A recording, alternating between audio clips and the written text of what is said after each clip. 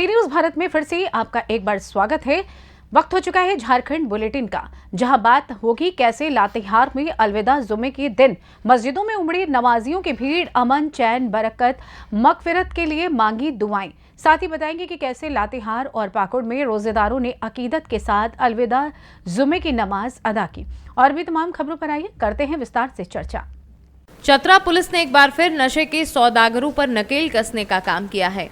SP विकास पांडे को मिली गुप्त सूचना के आधार पर डीएसपी मुख्यालय रोहित कुमार रजवार के नेतृत्व में गठित वशिष्ठ नगर जोड़ी थाना पुलिस की स्पेशल छापेमारी दल की टीम ने थाना क्षेत्र के घटघाटी करेलीबार मुख्य पथ पर स्थित 25 सातरी गांव के समीप वाहन चेकिंग अभियान के दौरान बाइक से ब्राउन शुगर की तस्करी करते 2 तस्करों को गिरफ्तार किया है। गिरफ्तार तस्कर अनुज कुमार व सुबोध कुमार दोनों वशिष्ठ नगर जोड़ी थाना क्षेत्र के सजनी और करेली बार गांव के रहने वाले हैं। इस दौरान पुलिस की टीम ने उनके पास से 213 ग्राम प्रतिबंधित ब्राउन शुगर को बरामद किया है। इसके साथ ही तस्करी में प्रयुक्त मोटरसाइकिल व विभिन्न कंपनियों के 2 मोबाइल फोन को भी बरामद कर लिया है। मामले को लेकर प्रेस कॉन्फ्रेंस कर डीएसपी मुख्यालय रोहित कुमार रजवार ने बताया कि नशे के सौदागरों के खिलाफ पुलिस लगातार ड्राइव चला रही है। इसी दौरान मिली सूचना के आधार पर सफलता हाथ लगी है। पुलिस अधीक्षक महोदय चतरा को गुप्त सूचना मिली थी कि 2 व्यक्ति मोटरसाइकिल से ग्राम घटधारी से ब्राउन शुगर लेकर करेली बार की ओर जा रहे हैं। इस सूचना के आलोक में मेरे द्वारा एक छापेमारी टीम का गठन किया गया। उस छापेमारी टीम में वशिष्ठ नगर थाना प्रभारी दिलेश्वर कुमार और पुलिस और निरीक्षक अभय कुमार और सेक्ट 149 का जो आईआरबी का टीम है वो सब। इसके संदर्भ में हम लोग चेकिंग जब लगाएं तो एक सिल्वर रंग का होंडा साइन मोटरसाइकिल आते हुए दिखा।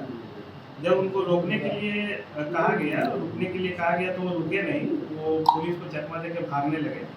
तो इससे और पुलिस का शक जो है यकीन में तब्दील हो गया। उसके बाद उन लोगों को रोकने के बाद जब दोनों का तलाशी लिया तो झोला में एक उजला रंग का एक कपड़ा मिला, जिसमें उसको जब चेक किया गया तो उसमें 213 ग्राम वजन करने के बाद 213 ग्राम ब्राउन शुगर बरामद किया गया।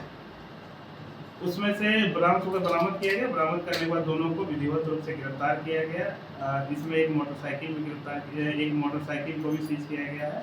इस संदर्भ में वशिष्ठ नगर थाना कांड संख्या 33/24 दर्ज किया गया है, जो एनडीपीएस की धारा 21B, 22B, 27, 29 और 30 एनडीपीएस के तहत दर्ज किया गया। ये कौन है? इसका नाम जो है, इसमें 2 जो अरेस्ट हुआ है उसमें अनुज कुमार नाम है, जिसका पिता का नाम रामचंद्र साहब है, जो सजनी के रहने वाले हैं। दूसरा जो है सुबोध कुमार, उम्र 21 वर्ष, पिता सरजू भारती, जो करेली बार के रहने वाले। ये इनका अभी आपराधिक इतिहास का खंगाला जा रहा है। बेसिकली ये अफीम से ब्राउन शुगर बनाने का कार्य करते थे, जिसकी सूचना हम लोग को काफ़ी दिनों से मिल रही थी। इसी सूचना के आलोक में ही हम लोग को ये इंक मिला, उसी के अकॉर्डिंग कार्रवाई। इसकी अभी सप्लाई का जो चेन है पुलिस खंगाल रही है, जैसे पता चलेगा मीडिया को इसके बारे में ब्रीफ। अभी तक तो ऐसा कुछ किसी गिरोह से संबंध किसी नहीं स्थापित हो रहा है। चतरा से सी न्यूज संवाददाता लकी की रिपोर्ट। चौपारण हजारीबाग प्रखंड विगत कई वर्षों से चौपारण थाना क्षेत्र जो तमाम अवैध कारोबार का केंद्र बिंदु बना दिया गया था। नवपदस्थापित थाना प्रभारी दीपक कुमार सिंह के नेतृत्व में नित्य प्रतिदिन किसी न किसी अवैध कारोबार पर जोरदार तरीके से कार्यवाही करने के कारण एक बार फिर चर्चा में है। अभी तक गौवंशीय पशु तस्करी में संलिप्त स्थानीय तस्करों पर विभिन्न कारणों से नहीं के बराबर कार्यवाही होती रही, परंतु एक साथ आधा दर्जन स्थानीय तस्करों की गिरफ्तारी ने स्पष्ट कर दिया है कि वर्तमान चौपारण थाना प्रभारी बिना किसी दबाव में आए निर्भीकता से अपने दायित्व का पालन कर रहे हैं। ताजा मामला चौपारण के चतरा मोड़ का है, जहां गुरुवार रात्रि को थाना प्रभारी दीपक सिंह के द्वारा गुप्त सूचना के आधार पर वाहन चेकिंग अभियान चलाया गया। सूचना थी कि ग्राम चैकला से 2 पिकअप वाहनों में अवैध रूप से गौवंशीय पशुओं को क्रूरतापूर्वक लोडर कालाबाजारी करने हेतु बंगाल ले जाने की तैयारी की जा रही है। इस सूचना पर तत्परता दिखाते हुए थाना प्रभारी दीपक सिंह ने छापेमारी दल का गठन किया और अवैध रूप से गौवंशीय पशुओं को लोड कर तस्करी हेतु ले जाने के क्रम में वाहनों को पकड़ा। जांच के क्रम में दोनों छोटे वाहनों में कुल 14 गौवंशीय पशुओं को क्रूरतापूर्वक लोड पाया गया। इस कार्यवाही के दौरान गौवंशीय पशुओं को तस्करी करने हेतु ले जा रहे 6 गौ तस्करों को भी गिरफ्तार किया गया है। हजारीबाग से सी न्यूज़ संवाददाता मुकेश सिंह की रिपोर्ट। रमजान का पाक महीना चल रहा है और ये इस माह का चौथा और आखिरी जुमा है। रमजान माह के अंत में पड़ने वाले जुमे को अलविदा जुमा कहा जाता है। 5 अप्रैल को अलविदा जुमा की नमाज अदा की गई। महुआ डांड के जामिया नूरिया जियाउल इस्लाम, मस्जिद गौसिया, मदीना मस्जिद समेत प्रखंड के विभिन्न मस्जिदों में अकीदतमंदों ने अकीदत व एहतराम के साथ अलविदा जुमा की नमाज अदा की। तपती धूप और गर्मी के बीच नमाजियों और रोजेदारों के उत्साह में कोई कमी नहीं दिखी। वहीं छोटे छोटे बच्चों में भी नमाज पढ़ने को लेकर काफ़ी उत्साह नजर आया। नमाज से पहले ही सभी लोग मस्जिद में पहुंचकर नमाज के लिए अपने अपने स्थान पर बैठ गए और वक्ते मुकर्रा पर सभी मस्जिदों में नमाज अदा की। जमानिया नूरिया जियाउल इस्लाम में इमाम शब्बर जया कादरी साहब, मस्जिद गौसिया इमाम कारी मुनव्वर सैयद साहब, मदीना मस्जिद में हाफिज खालिद साहब के द्वारा नमाज अदा कराई गई। जुमा नमाज के बाद लोगों ने सदका, फितरा, ज़कात भी अदा किया। वहीं नमाज से पूर्व सभी मस्जिदों के उलेमाए इकराम के द्वारा रमज़ान के एहतराम इस माह मुबारक में ज़्यादा से ज़्यादा इबादत करना, कुरान पाक की तिलावत करना, गरीब व मिस्कीनों का हक अदा करना, अपने व अपने घर वालों व सभी के लिए दुआएं मागफिर करना और अलविदा जुमा की नमाज की फजीलत समेत अन्य जानकारी उपस्थित लोगों के बीच विस्तार पूर्वक दी गई, ताकि लोग इन बताए गए बातों पर अमल करें और खूब रोज़े का एहतराम करें। वहीं इस दौरान देश दुनिया में अमन, चैन, भाईचारगी का माहौल हमेशा बने रहे, इसको लेकर भी बिलखुशूस दुआएं की गई। सभी मस्जिदों में ईद की नमाज के वक्त को लेकर विचार विमर्श समय मुकर्रर किया गया। महुआ डांड की जामा मस्जिद, गौसिया मस्जिद, मदीना मस्जिद सभी मस्जिदों में सुबह 8:30 बजे ईद उल फितर के नमाज का समय रखा गया, ताकि दूर दराज गाँव देहात के लोग आराम से नमाज अदा करने पहुँच सके। अलविदा जुमा की नमाज में सभी मस्जिदों में काफ़ी संख्या में नमाजी मौजूद थे। लातेहार से सी न्यूज़ संवाददाता बबलू खान की रिपोर्ट। चंदवा में मुस्लिम धर्मावलंबियों ने आज बड़ी अकीदत के साथ अलविदा जुमे की नमाज अदा की। रोजेदारों से पूरी मस्जिद भरी थी। रोजेदारों के चेहरों पे खुशियां देखी गई। जिला एवं प्रखंड के सभी मस्जिदों में तकरीर और देश में अमन, चैन, भाईचारा बना रहे, इसकी दुआ की। साथ ही चंदवा के जामा मस्जिद, फातिमा मस्जिद, मक्का मस्जिद, कुजारी मस्जिद, कामता, अल्लौदिया, बाजार ताड़, चकला, ब्राह्मणी में अलविदा जुमे की नमाज अदा की गई। रमज़ान का आखिरी जुमे का इस्लाम धर्म में विशेष महत्व है और रमज़ान के पाक महीने के जुमे की अहमियत और बढ़ जाती है। रमज़ान के आखिरी जुमा को अलविदा जुमा कहा जाता है। आज रमज़ान का आखिरी जुमा है। ऐसी मान्यता है कि जो लोग हज की यात्रा के लिए नहीं जा पाते, अगर वे इस जुमे के दिन पूरी शिद्दत और एहतराम के साथ नमाज अदा करें तो उन्हें हज यात्रा करने के बराबर सवाब नेकी मिलता है। अलविदा जुमे को अरबी में जमात उल विदा के नाम से जाना जाता है। अलविदा जुमे की नमाज को लेकर मस्जिदों में एक अलग ही रौनक देखने को मिलती है। मस्जिदों में इसके लिए खास तैयारी की जाती है। सभी लोग नए वस्त्र पहनकर नमाज अदा करने के लिए जाते हैं।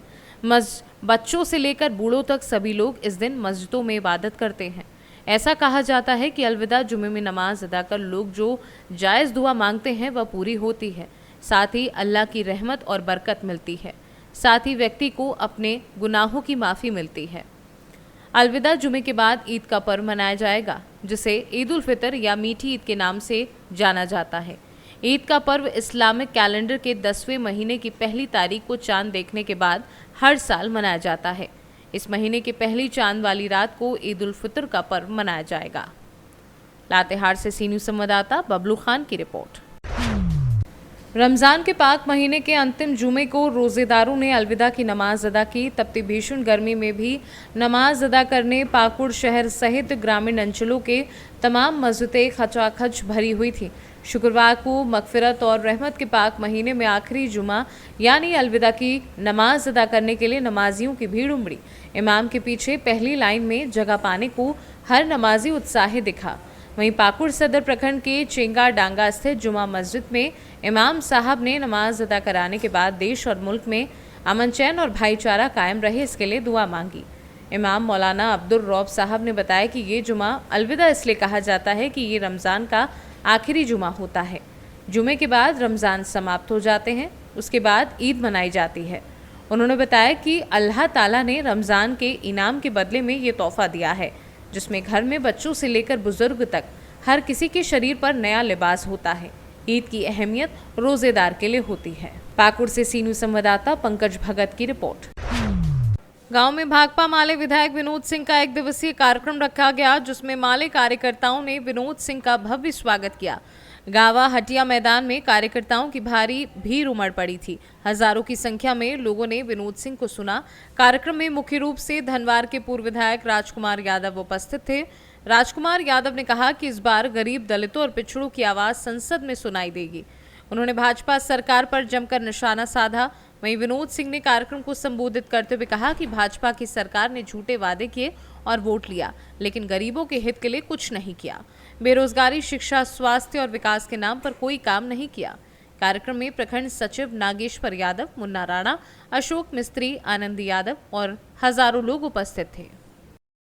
छात्र जुआ आज इस समागम में शामिल हुए हैं, इससे एक बात तय हो गया है कि 2024 का जो लोकसभा चुनाव है, महागठबंधन के उम्मीदवार कॉमरेड विनोद सिंह को दिल्ली से जाने से रोक कोई नहीं सकता है।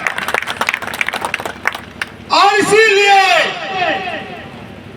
आज एक एक जनता के बीच में, एक एक छात्रों के बीच में, एक एक युवाओं के बीच में, एक एक किसानों और मजदूरों के बीच में इस लड़ाई को आपको लड़ना है, आपको ले जाना है। बेरोजगारी के नाम पर हमारे बाल बच्चे जो तमाम घरों छोड़ करके कोई हैदराबाद में, कोई सूरत में, कोई चेन्नई में, कोई दिल्ली में, तमाम तरह के लोग जो काम कर रहे थे, उन्होंने इनके नारों पे एतबार किया, भरोसा जताया। तमाम उस तपती दोपहर धूप में भी निकल करके आपने जो है इनको जिताया, मौका दिया। लेकिन यह 10 साल इनके भाजपा सरकार के पूरे हो चुके हैं और ये फिर अब आपके सामने आ रहे हैं। तो आपने देखा कि जिन वादों के साथ, जिन ढकोसलों के साथ, जिन सपनों के साथ आपके वोट लिए गए, ठीक उल्टा काम किया गया। जो कह रहे थे बहुत हुई महंगाई की मार, अब की बार भाजपा सरकार, वो आपने देखा। झारखंड से सी न्यूज़ संवाददाता सचिन सिंह की रिपोर्ट। फिलहाल झारखंड बुलेटिन में बस इतना ही। देश दुनिया की तमाम खबरों की जानकारी के लिए आप देखते रहें सी न्यूज़ भारत। हर खबर आपके साथ, आपके हाथ।